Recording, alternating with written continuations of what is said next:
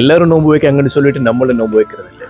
நம்ம எதுக்காக நோன்பு வைக்கணும், நம்ம நோன்பு வைக்கிறதுல இறைவன் நம்மளுக்கு என்ன சிறப்பம்சங்களை வச்சிருக்கான் அப்படின்னு நம்ம தேடி படிச்சுக்கிட்டு நோன்பு வச்சோம்னா அந்த நோம்புல ஒரு வெயிட் இருக்கும் கைஸ்.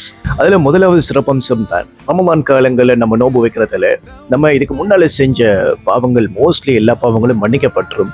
ஆனா அந்த இணை வைப்பை தவிர. இரண்டாவது சிறப்பம்சம் குர்ஆனும் நோன்பும் நம்மளுக்காக வேண்டிய இறைவன்ட்ட போராடிக்கிட்டே இருக்கும்.